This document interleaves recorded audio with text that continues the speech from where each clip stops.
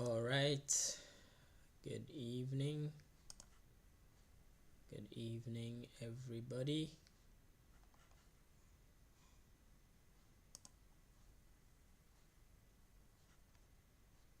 So we started last week. We started looking at myths, money myths, right? And we're going to continue with that immediately. We said busting the big money myths, the lies that keep you broke, and the rich. The rich know these lies, and that's what separates the rich from the poor. So we looked at two myths. We have four to look at, so we'll try and finish it up today. Look at the remaining two, but for the sake of being on the same page and to make sure we're aligned, I will just mention what the two we looked at yesterday are, and then immediately we go into the next two. Okay. So if anybody that's supposed to be on this call isn't here, you can let them know that we're live, and we're still going to try to stick to 1 hour max today. So busting the big money myths.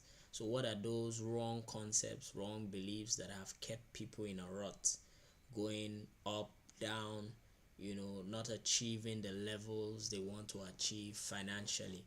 What are those myths? So last week we looked at two. Number one, you need money to make money. We debunked it. It's absolute nonsense. If you need money to make money, that means there shouldn't be any first. What I mean is that are there things that exist before somebody had money? Is there somebody that has created something before he had money? He didn't have money and then he created it. He brought value, and from that he now has money. If your answer is yes, it means already that that's not true. It means that you don't need money to make money. You need value to make money. Create value and money will follow you. Okay, so we spend time on that. You don't need money to make money. You need value to make money. You need to solve a problem. You need to offer a skill. You need to bring a solution, not money. That mindset limits us and gives us reasons to make excuses. It gives us permission to stay small. It gives us permission to keep waiting and procrastinating. It will still happen. Oh, maybe next year. Oh, maybe tomorrow. Oh, I will try again. It's a lie from the pit of hell. We dealt with that. That was the first myth we debunked. You need money to make money. It's a myth. It's a myth. There are countless entrepreneurs, countless millionaires and billionaires who have a lot of money and they didn't use money to make that money. So the second myth we looked at, you have to work hard for money, or you have to trade time for money. Now, we created a very clear balance that in saying you don't need to work hard, we're not saying you can be lazy. We're not saying you don't have to do anything, that no matter what you do, just sleep, just pray, just whatever that looks lazy, just do it and you will still make money. Absolutely not. But the notion that once I work very hard I'll be rich, it's not true. And just look around you. Some of the most physically hard working people are the poorest people. You see somebody that's already 60, that's 70, that's in his late 70s, and he's still working. He has worked hard for 50 years, but he's poor, or he's average. We see people on the road who are doing serious hard labor, but they're not rich. So it means that there's something more than working hard. There's working smart, and you don't need one of the two. Okay, you need hard work and smart work. But for the fact that I work hard doesn't mean I'll have lots of money, and the harder I work doesn't determine the amount of money I'll make. People work less and have more. Yeah, people work less and have more. People, in fact, when you get to wealth, money starts working for you.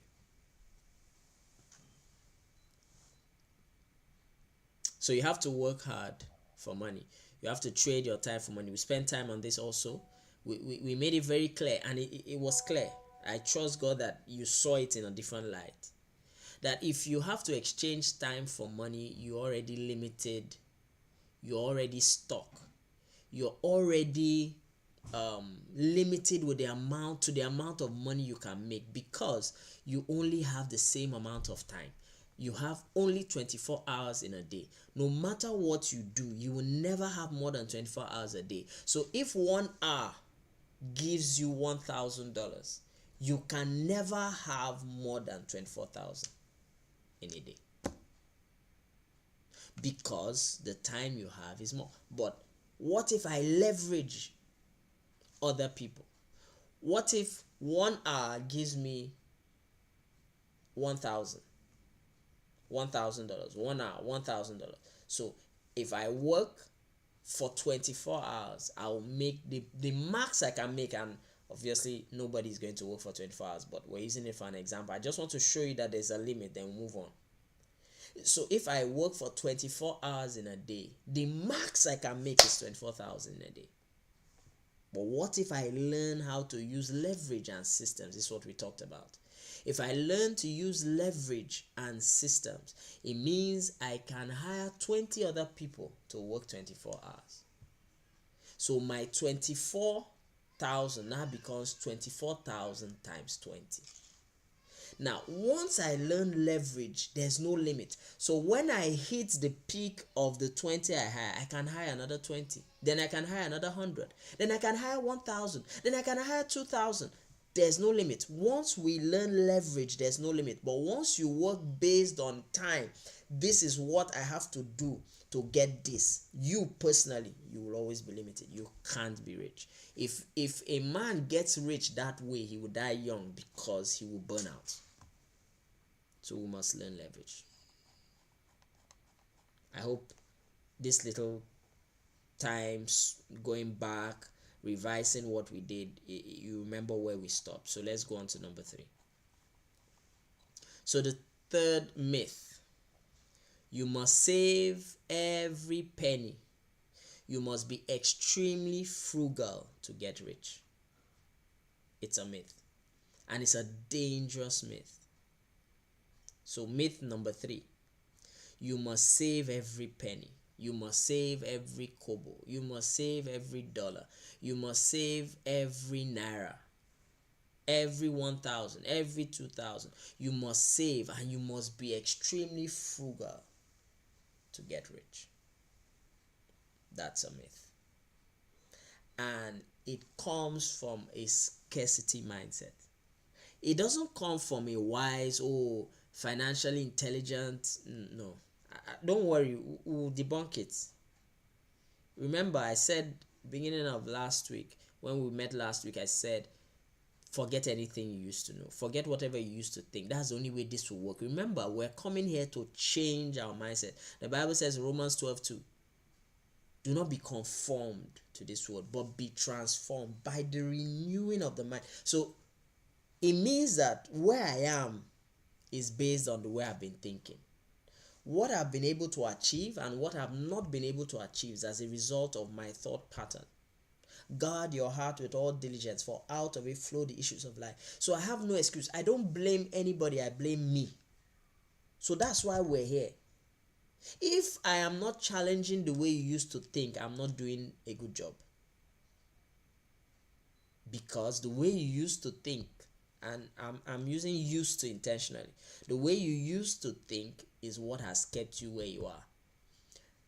Where the way I used to think is what has given me the results last year. As I keep transforming and growing, my results will automatically change. So I'm telling you that's a myth. You must save every penny. You must be extremely frugal to get rich. Not true. It's a scarcity virtue that paralyzes growth. It preaches extreme frugality and hoarding money as a primary path to wealth. Hoarding money is not the primary path to wealth. Do you know that money must be used. Money must be recycled. Money must exchange positions, must exchange hands, must exchange and change address for life to continue. If one person keeps the money, if people just keep hoarding all the money, I don't know, for those of us, you know, in this part of the world, in Nigeria, you know that there was a time, this, I think it was this government body, I don't want to call the name, started investigating and finding money in different people's houses. You see, Ghana must go of money, and a lot of that money they found was spoiled. The money was spoiled. Money is like a river, a stream. It must flow to have value. If you keep money in one place, it's devalued, it's gone, it's useless. So they go to somebody's house. Some people dug it in a hole, put it in different places, and they went there and the money is gone, damn, torn, worthless, because somebody just wanted to hold on to money. It doesn't work that way. I always create a balance. Well, I'm not in any way saying don't save money. Just follow me. Don't turn off. Don't go and do something else. Follow me. That thing of I must save every penny. You must calculate every single thing. Yes, planning is good. Yes, getting the best deal is very important. Every rich man knows that and does that. There's a difference between being extremely frugal and being smart, being a good manager. But let me tell you, saving is not the primary path to wealth. This mindset is rooted in fear of lack. It is more rooted in a fear of lack than faith. Yeah, it is rooted in a fear of lack rather than faith in abundance or faith for abundance. It comes from a place of, if I use this, I may not have again. Be honest with yourself. When you always feel that urge to keep it, to not give it, to not use it, can you calm down and check what emotion are you feeling? Faith or fear? Are you feeling confident, or are you feeling worried that if I use this, how am I sure I will get another one? Now, this is the balance, as I said. Saving is important for security and future planning. Okay, so we're taught save for future investments, save for rainy day. You must keep emergency fund 3 to 6 months of your monthly expenses. Keep it. Nobody is saying you shouldn't do that. But let me even tell you, if you do just that, you won't be wealthy. Saving doesn't make you wealthy. Saving is extremely important. One of the things I learned very late. But let me tell you, savings is not what makes a man wealthy. Saving is for security. But that I'm secure doesn't mean I am rich. That I am safe doesn't mean I am rich.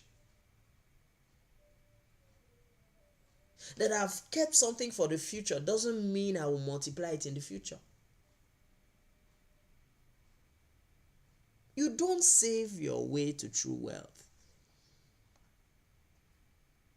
What do you do? What does every rich man know? You invest and produce your way to wealth, not saving. You invest and produce your way to wealth. How many investments do you have? Do you have one? Do you have something that is producing, that's increasing? Now, we were taught the first place to invest is in yourself. That's why you're on this call. First place to invest is in you. This is the most valuable asset you have. Invest here. So even when it comes to finances, invest here. That you know what to do with money is what you put up here. That you know how to budget, how to plan, how to multiply it is what you created here, what you built here, the growth that happened here. But if you don't get anything else, and you have so much more to get, so I shouldn't even say that. But if you don't get anything else, live with this. You don't save your way to true wealth. You invest and produce your way to true wealth. You do not save your way to true wealth. You invest and produce your way to true wealth. Every rich person, every wealthy man understands that money is a tool to be deployed. Money is a tool to be deployed. Money is just a tool to be deployed, not to be kept, not to be looking at and be excited. No, it's a tool to be deployed, not hoarded. You don't hoard money. When you hoard money, you lose the money, you lose the value, it depreciates. Money is a tool to be deployed.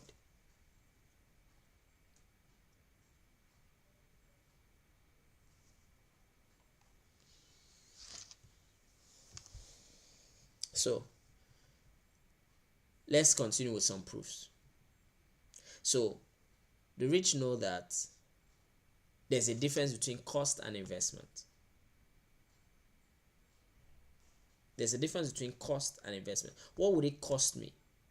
Means, what am I losing in expense, or what am I giving up to get what? So if I give up one, what can I get? If I give up two, what can I get? Investment. It may cost me something, but what will it bring back? So it may cost me watching TV now. Maybe I don't have a television. I won't use the money. I won't take 1 million and go and buy a television. Maybe I will pause and use that money to do something else that will still give me the television, and I will still have the investment. Maybe I can pause on a car and say, the car is 8 million naira, the car is 12 million naira, but let me pause. I have that 12 million naira, but if I don't put that 12 million naira now, and I go and I invest this 12 million naira now, is it possible that in 3 years, in 4 years, I will have 100% profit on it? I'm just using an example, okay? Even if I have 20%, if I do an average of in 5 years I can actually have 100%. If the asset class gives me 20% per annum, which there are asset classes that can do that, if I get 20% per annum, that means in 5 years I've made the money back. In 3 years I have like 50%. So even if I made 50, I put 12 million, invested it, and made 6 million. I now took out the 12 million, bought the car, and I still have 6 million there. What is wiser?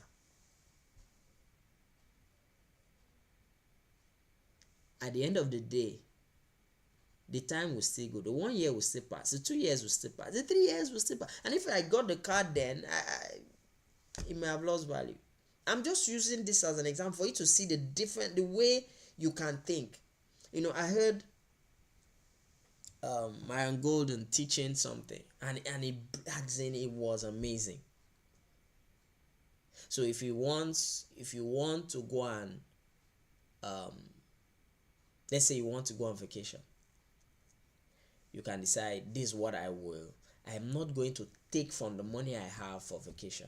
I'm going to create something that will generate the money for this vacation. So if he's worth $500 million, he won't touch the $500 million. He will take something from the $500 million and create a stream that in the next 6 months will give him the money he needs for his vacation. Now, he will have his vacation and still have that stream existing. So he will even make more than the vacation, and his money didn't depreciate.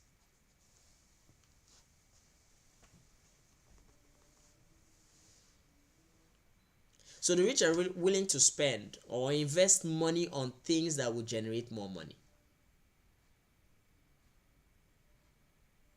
So the thought is, when payday comes, how can this money bring me more money? Or let me put it this way, let's be real, because you won't take everything. So let's say payday is 3 million naira, and I look at the 3 million naira, I say, okay, from this 3 million naira, what portion of it can I put somewhere that will generate more money? I can't spend the 3 million. If I'm going to sow a seed, I take this part. So, okay, this seed is heaven crossed, and once I drop this in heaven crossed, it's going to produce a harvest for me. Now this other portion is for earth crust. Once I drop it here, it's going to put. But for every time, as rich people, we must always think this way. Every time money enters my hand, what can I do with it to produce more money? So the first thought is, this money, how can you produce more money? Not how can I go and spend? How can I go to the movies? Oh, how can I buy this? How can I buy that? No. The first thought is, how can this money make me more money? Where can I plug it? What can I do with it to make sure that it produces? Now, this is the mistake many of us make in businesses, and I made this mistake for years. You do a job, you get the money, and then you spend all the money. You see, if we knew this, if we had this kind of mindset, then we won't make so many mistakes with me. Because when the client pays, the first thing that should now come to mind is, how can this money produce more money? How can this money produce more money? So you see, if you have the mindset that I need to keep frugal, oh, don't spend, you won't invest. You will just be hoarding and hoarding. You will be happy to open your account and see the money. See, there are many people, when they open their account, they don't see plenty. When you even hear Forbes talk about what people are worth, I hope you know it's not cash, it's assets. They add cash and assets, and I will argue that a huge portion of their asset class is not physical cash. So when you say this is what this person is worth, it's not by the money in his account. It's the value based on what he owns, the assets he has. So somebody has a land here, has a property here, has a company. They value the company at this. So that's what they're calculating. He may not even be liquid. Somebody that is worth $100 billion may not even have $1 billion in his account. But guess what? Because of his assets and because of the value of everything he owns, he can walk into a bank and take a loan of 10 million and they will give it to him, and he doesn't have cash. He can even have cash, and this one I've seen, this is what people do. They will never use their money to start any business. They will use other people's money. They will just keep them. Their money is for them. Their money is to multiply. They will go and use other people's money, run business, collect more, buy assets. So if you have this mindset of being frugal, oh, you must keep, you're not keeping, you're losing. You think you are wise by keeping. No, you're not actually keeping the money. You're losing the money. So let's use Nigeria for an example. Over the last, let's say 10-20 years, our inflation rate was like 8-10%. But all of a sudden it has exceeded 20%. It's about 20% now.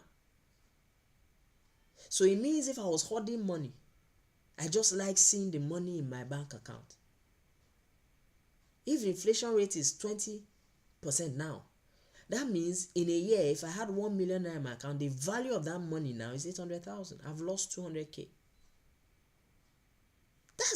This is what people don't understand. You're just keeping the money, happy to see it. In fact, it won't even be 800K because the bank would have taken so many charges.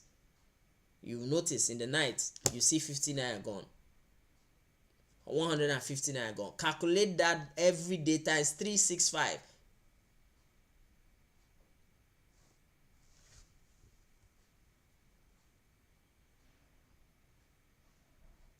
So we're willing to spend, we're willing to invest money on things that will generate more money. Whether it is education, yes, a new skill is an investment. I know that when I learn this, I will be able to demand more. When I learn this, I'll be able to solve a higher level of problems. Business development, marketing, talent acquisition, strategic tools, and experiences that expand our network and worldview. This is how we think. I will spend the money to market, not just eat it all now. Because when I eat it, it ends where? You know where it ends. You know where it ends. Something like me, say, I will eat it. People will even be asking, is he eating? So you can call it calculated risk. And because I'm talking about money here, I'm using the word risk. You know, when we talk in church, we don't say risk. But at these days, I try to use the word risk so that you will also understand that even when we talk on faith, because sometimes people have the wrong notion about faith. They feel that faith means there's no part of you that is not sure. And it doesn't mean you can have faith in your heart and doubt in your mind. Once that thing is big enough, let that vision be big enough, let that plan be big enough, there's every probability that there's doubt somewhere in your mind. There's nothing wrong with you. You're not abnormal. You're not abnormal. So how can my money produce more money? That's my first thought. My first thought is not, let me just keep it, hold it. Hey, protect this money. You can't protect money. So even though we avoid reckless spending, we also understand that growth requires calculated risk. Growth requires capital injection. You must take money, put it into somewhere, put it into your business to expand it, put it into what you're doing to increase it. You must know that I must use this money to make more money. The rich also understand that money is like blood. It must circulate to bring life and growth. If it stays stagnant, it's death. Hoarding money stagnates it. Hoarding money stagnates it. See, that's why I keep telling people, when it comes to heaven cross, until you learn giving, there's a level you can't get to, because it shows a fear. It shows fear. Until you learn to invest, there's no need to say, oh, if I knew this earlier. You didn't know it earlier and it's fine. You know it now. You're hearing it now. Change immediately. Start where you are. Start first with changing how you think, and keep showing up. Keep coming back to these videos, watching them. Go back to the beginning. Play the playlist. Just keep hearing and hearing. Something is happening. We must start thinking investment, not hoarding. It's poor people that hoard. We're not poor. We don't hoard.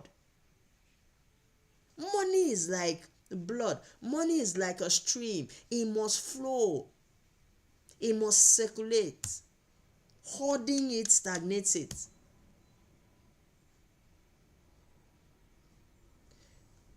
That is why you see that the rich, we are always generous givers and strategic spenders. Go and check. Check all the people on Forbes list. They have charities. They may not even be believers, but they have charities. Giving to different causes. Because they've understood that once I become a channel, once money comes to me and is not hoarded, it flows freely, and it flows to many through me. Money will like me and keep coming to me. You're getting it. Do you know that even when you buy from somebody, you're helping the thing circulate? When you pay a subscription, you're helping the thing circulate, because that person also is running a business and he needs the money to survive. And for him to run the bit, okay, just see the circulation. Now, the guy who owns a store, has a physical store, he's paying rent. He's paying rent to somebody. He's buying his products from somebody else. Right? The person, the man, the store owner is paying rent to, may also be living in somebody else's house and he's paying rent.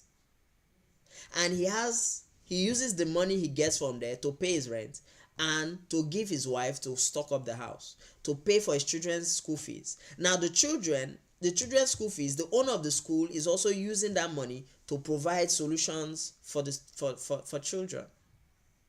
The children there are growing. One day, I'm just trying to show you that money circulates. And if you are the one who stops it from flowing, it doesn't come back to you. Money must flow. If you are the one who, when it gets to your door, is hindered from flowing, money will take off. Money will take off. Money will take. So if you say, I'm investing in this, but I'm not really giving it, I'm investing. Yeah, see, how does the stock and value of things, properties, companies, how do they go up? Demand and supply. Very simple. When you see that the stock dropped, nothing happened though. It's just that people panicked and started selling, or people panicked and started buying, so it went up. Very simple. So whatever I do with money has a greater impact than just me.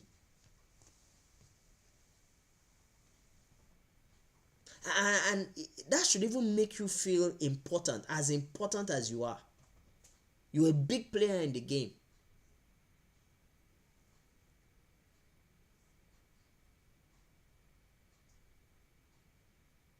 So your focus should be, how can I increase my income streams and multiply my assets?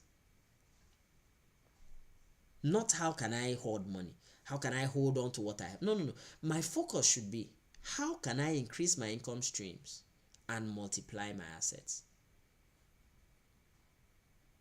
Not just spending and hoarding. How can I increase my income streams and multiply my assets? Remember what we talked about last week about time and working hard for money. If you have to do it yourself to eat, if you don't work on that thing yourself, you won't eat. You must start thinking, how can I multiply my income streams? Increase my income streams and multiply my assets. So every time money enters my hand, I say, oh, how much do I need for this new thing I want to build? How much do I need to increase my income? In the next 3 months, I want to be here. Okay, with this 5,000 entered my hand, what portion of it can I keep to help me get there? Remember, there are 3. Heaven crust, earth crust, and human crust. Heaven crust is giving in the kingdom, sowing of seeds, which I will always say is priority, because the spiritual controls the physical. In fact, there are many mistakes I've made in this life. Man, I've made so many stupid, daft, foolish decisions. But you see, it's that one that I've held on to of sowing into heaven cross that always bails me out. Grace. Grace is real. The anointing is real. Seeds will start crying out. Seeds will rise up and fight for you, literally fight for you. I say this can't happen to him. For the sake he keeps giving into this kingdom, we'll bail him out. So there's heaven cross. There's earth cross. That's investment in natural things, in land, in property, blah, blah, blah. Earth cross. Then human cross, investing in people. Investing in people. The investment you make in people after heaven cross, to me, is what will produce the most. People. When you have a genuine heart to see people succeed, and anytime you're learning something, your mind just goes, I need to share this. I just noticed that that's who I am. I'm reading something, I say, I was telling my wife the other day, it's like, I'll call the leaders, I need to show them this. There's just an excitement. I don't want to know it alone. What am I doing with it? It will be the greatest joy that somebody can say, I was here, but now I'm here.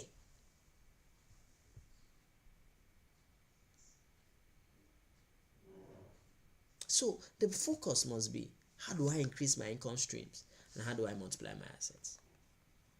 So let's see Ecclesiastes 11. We're still on the first one. Ecclesiastes 11, 1-2.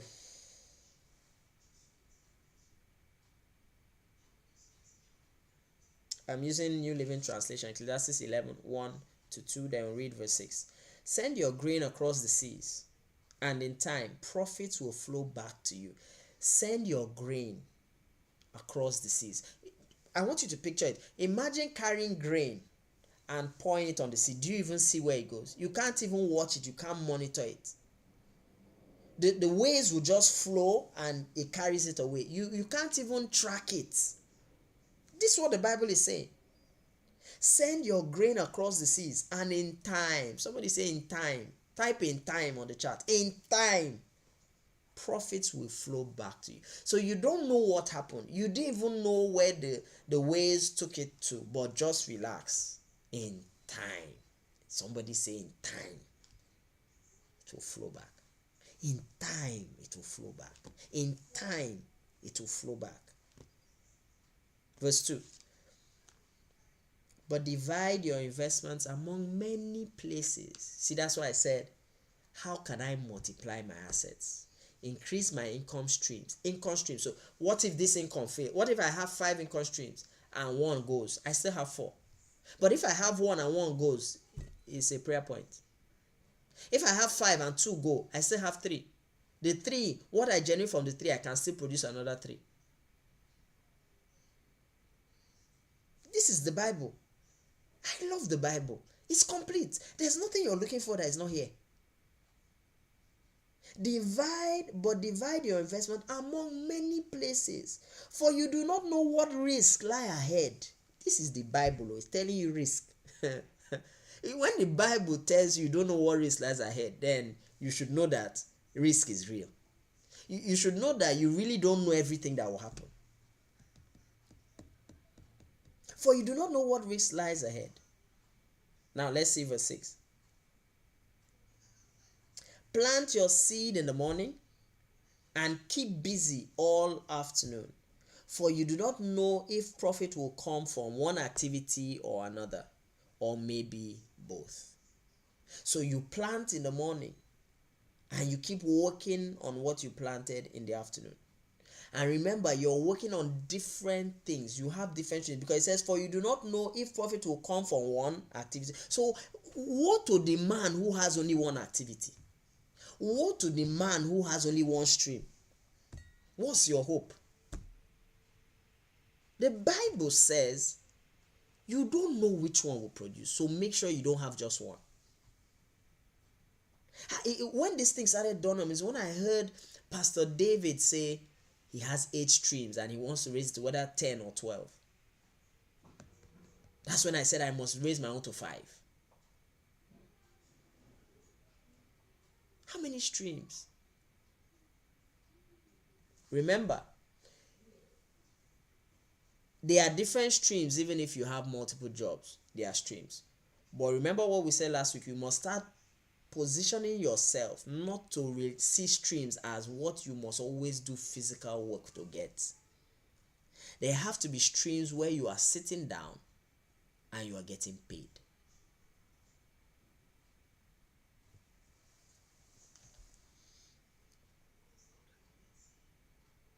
Second Corinthians 9:6.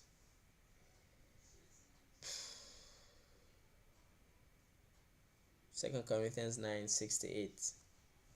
Remember this, a farmer who plants only a few seeds will get a small crop. But the one who plants generously will get a generous crop. Now, remember this, a farmer who plants only a few seeds will get a small crop. So he's planting, he's working hard. He's not lazy, but he's not smart. So he's working hard, but he's not working smart. Smart work is know that you shouldn't plant a few. Know that you shouldn't have one source. Know that you shouldn't hoard. You should always be thinking, how can my money make me more money? How can this money make me more money? You see, that's why the Holy Spirit gave me that formula years ago. That for every portion that enters your hand, take out a part and say, this is seed. Apart from tithes. Take out a portion and say, this is seed.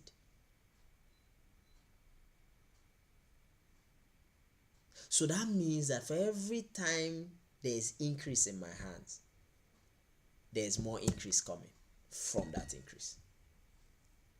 There is a guarantee that heaven crossed. There's an investment in heaven crossed from every increase that enters my hand.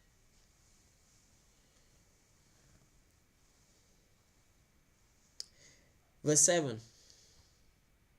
You must each decide in your own heart how much to give. And don't give reluctantly or in response to pressure.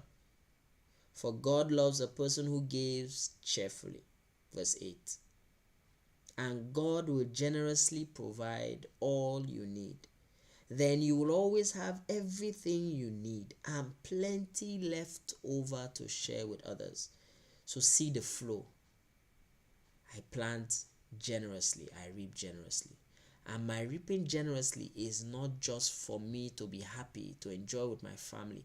It's for me to share with others. Remember, money is like a stream. It's like blood. It must circulate. If it is hoarded, it becomes stagnant.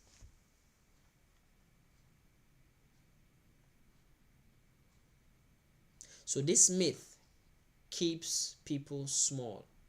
It limits vision. It prevents necessary investment in themselves and their businesses. And it perpetuates a scarcity mindset that sees every outflow as a loss rather than potential. See, so whenever money leaves you, you feel, I lost money. No, I gained. I just dropped seed, so a harvest is coming. Sometimes we even sow seed into heaven cross and the devil keeps bringing that to your mind. That money is gone. The money is not gone. The money lives. Seeds are living. They are living. They are not dead. For every time you plant the seed of the word, it's living. You've released life. Relax. Sit back. Give it time. Harvest is coming. Number 4. I must finish this. Number 4. Myth number 4. You need special connections or pull to succeed. In Igbo we say I am. You need I am. Imamado. If you don't know anybody, you can't enter the office. If you don't know anybody, this will never work. It's a lie. It's a lie. It breeds cynicism, resentment, and inaction. It makes people say, I don't know anybody, so I can't get it. Nobody ever gets it. Everybody that I know that got this, they knew somebody in the office. It stops men from moving. They give up before they start. They throw in the towel very early because they just feel it can't work. Let me tell you, there was somebody that did that thing first. And if there was somebody that did that thing first, there was nobody in that office, because the office didn't exist. Always tell yourself this thing that I want to get, that they say nobody can get it, there was a first person who got it. How did he get it? Because I'm not ignoring the fact and the power in networking and having a good network, very powerful. But nobody stops me from getting what I want to get. Nobody can stop me from getting what I should get. Nobody can stop me from getting what I need. Only me can stop me. There's always a way. This is how the rich think. They know there's always a way. There's always a way. There's always a way. The way John Maxwell even taught, he said, there's even more than one way. It's not just there's always a way. There's more than one way. So if I can even get one, I'm fine. But it's not even just one way that exists. There are numerous ways, but I just need one. No problem can withstand the assault of consistent thinking.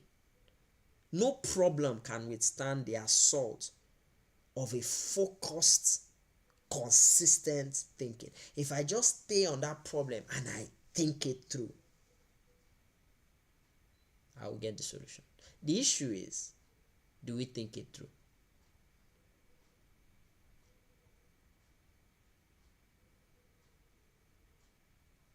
So this myth suggests that success is primarily determined by who you know or whose child you are. You're just waiting for somebody to pick you up. Destiny helper. Destiny helper. You don't know that your destiny helper, that person you call destiny helper, is looking for his own destiny helper right now. So connections are valuable. Okay? I'm about to say something. Connections are valuable, but understand that your value, my value attracts the right connections. So it's still up to me.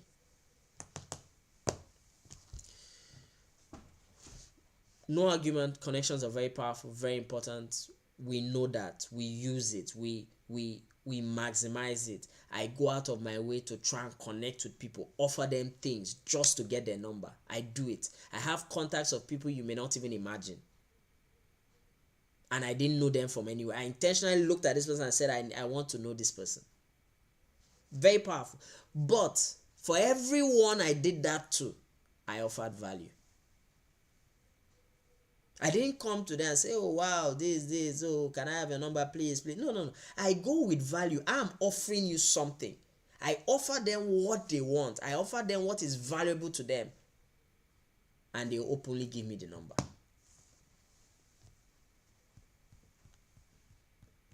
So your value attracts the right connection. And God orders your steps so he can lead you to the right place. The Spirit of God will direct you, say this person, and give you an idea. This is how to connect to this person. This is how to connect to this person. Don't put money first. Don't say I want to connect to this person so I can get this and get this. There's somebody I reached out to recently, and it will work out too. Because I reach out and I give you value. I said, I'm not saying I want to do this job for you. No. I'm offering you. So it's yours to take or lose. It's theirs to take or lose. They say no, they lost. I move on to the next. Because I'm not depending on them saying yes to it. You know, when you are depending on a man, it becomes your El Shaddai, and you anything they tell you, you take. Because if you get them angry, they'll walk away. I'm not worried about that at all. The rich understand that they build their network by providing immense value, solving critical problems, and building a reputation for excellence and integrity. The rich understand that they build their network by providing immense value, solving critical problems, and building a reputation for excellence and integrity. I repeat, the rich understand that they build their network by providing immense value, solving critical problems, and building a reputation for excellence and integrity. They position themselves for a handshake based on merit and divine favor. Right place at the right time. See my face. This is who I am. Yes. I can offer you this. Yes. I'm the one that reached you. We can do this in 2 days. Value.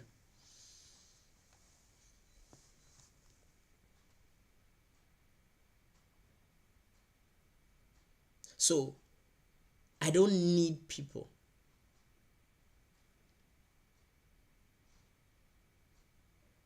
And I need people. And people need me. I don't need people. I need people. And people need me. So it goes both ways. So even though, yes, there's value in them, I'm not approaching them as one who is hopeless. I'm approaching them as one who has value. I'm approaching them as one who is coming to solve a serious problem that they have. So it is, as much as it is to my benefit to know them, it's also more to their benefit to know me. So I don't enter there with my head bending and cleaning their shoe. No, I go with a high level value I'm offering. What is your value? You own a business, you own a company. What value are you offering? And can you offer it to kings? Can I offer this value to kings? Is it valuable to a king?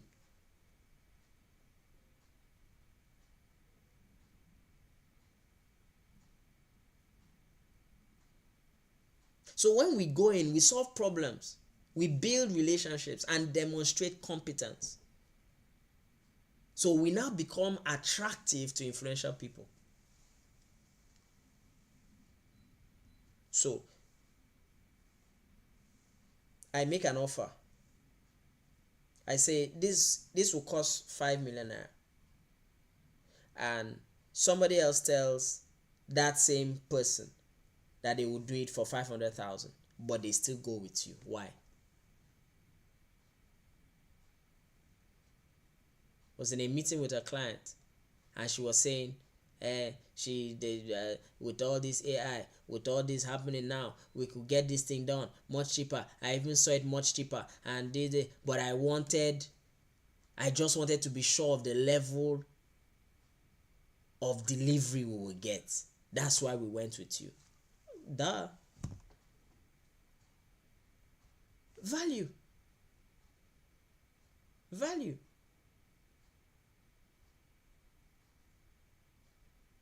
And it's not just the real value as per this is what the value is.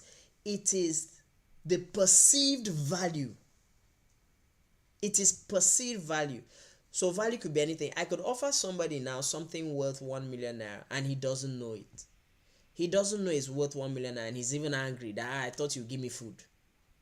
And what I'm giving you in the bag is worth 1 million naira. But it's food that you would prefer, and he could fling it. He doesn't know the value. So it's not just that what I have is valuable. No, it is my ability to get them to perceive the value I'm offering. Is to get them to see that this thing is valuable. That's where the thing is. It's not just for me to know it's valuable or to think it's, because sometimes I may think it's valuable and it's not even really valuable. I may ask 100 people and 100 tell me that it's not valuable. It's not valuable to many. But it's perceived value.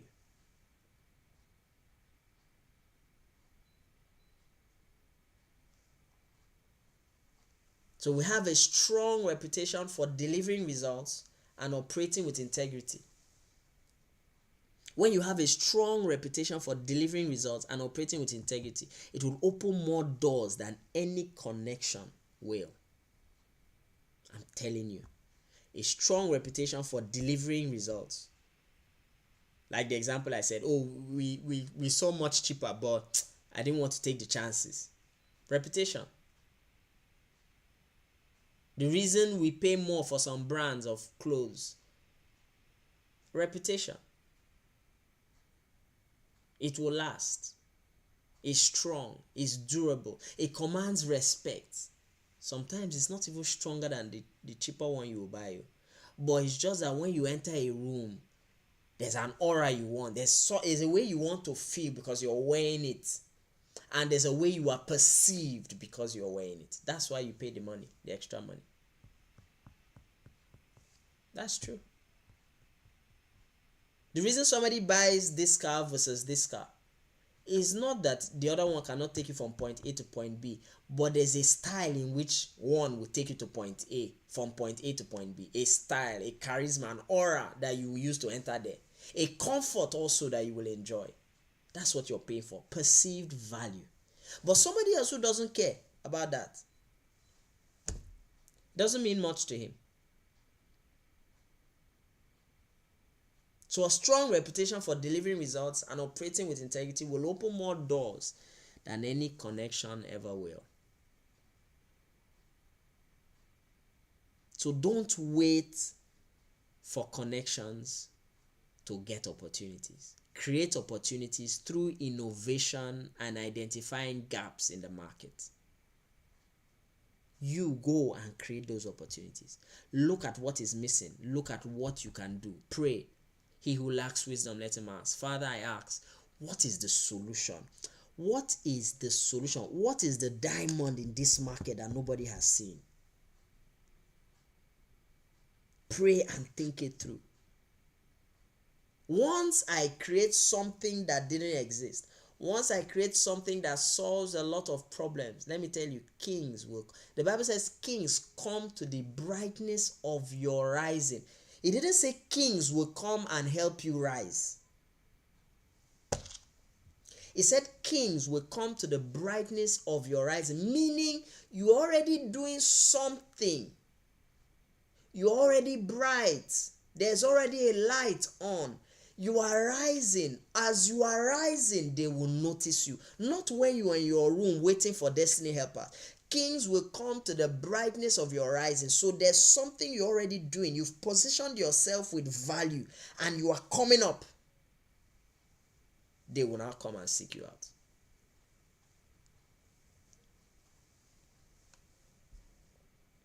Proverbs 22:29, sorry.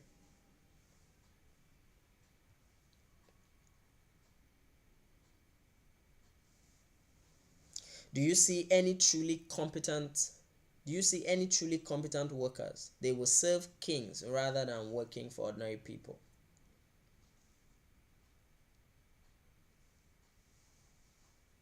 Do you see a man who excels in his work? New King James. He will stand before kings. He will not stand before no. You see, every scripture, the other one I told you, rising. This one also says excels in his work. He is already excelling in his work. You have to already be excelling in your work before. Stop this destiny helper and be lazing around. Let me tell you, excel, be excellent, do your job well, and you will become a destiny helper. That king you are trying to get to notice you, he will even come and introduce himself to you because he will see that there's something you can solve for me. Let me tell you, when you get to the top, there are many friends there.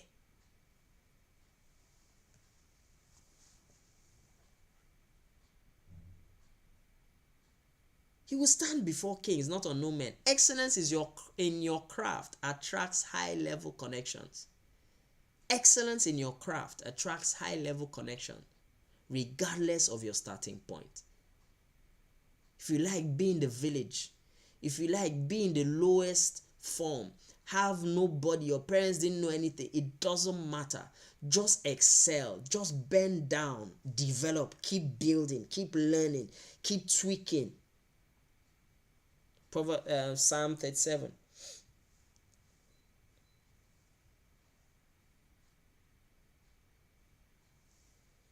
Psalm 37:23. The steps of a good man are ordered by the Lord, and he delights in his ways. God himself will order your steps into divine connections and strategic opportunities. Just make sure you are doing that first thing, working. Just focus on your focus. Just focus on it. Just keep doing you. Don't be distracted. Focus on that thing. Focus on growing. Focus on adding value. Focus on investing. Focus on building. Focus on getting better. Keep investing in yourself. That's the I told you, that's the most important place to invest, on you. Keep investing, keep reading, keep studying, keep surrounding yourself with the right people, keep thinking of solutions, keep thinking, keep growing. It's impossible now. It's impossible. It's impossible. When rain falls, the ground must be wet. It can't pause just before it touches the ground. There's no way it will rain and things won't feel it.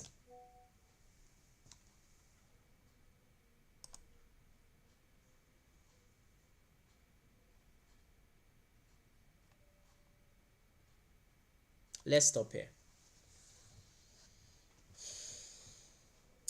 There's actually one more, but I really want to be sticking to this 1 hour.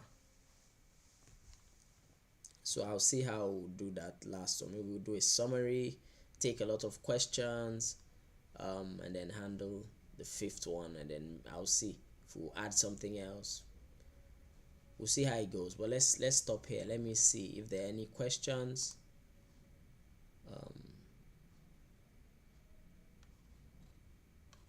Any questions? Just type back to me what you got. Just type back to me. Give me feedback what you got today.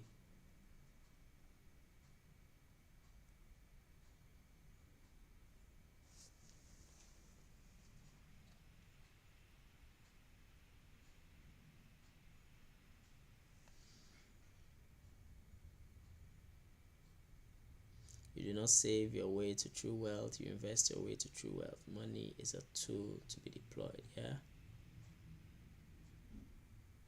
Yeah, you can have faith in your heart and doubt in your mind. All right, I want us to take time. If you need to go back to the first, to last week's own, watch it again. Work on these 4 things. Remember, next week we're not going to meet. So we'll meet we're going to meet the upper week. Okay. So use this time to build yourself. If you need to go back to all the videos, watch them again. If you have any questions, you can type it in the comment section. I will always come back to it. If you have things that stood out to you, you can drop it. You can share the videos, but just I want us to be working with it. I don't want us to just come and enjoy the session and be excited. This is practical. So go back and work with it. When you get to the top, there are many friends. Yeah. All right. It was nice doing it again this month. We've already done 3 weeks. Time really flies when you're having fun. Please keep rising, keep learning, keep growing, keep investing. God bless you. Have a wonderful weekend.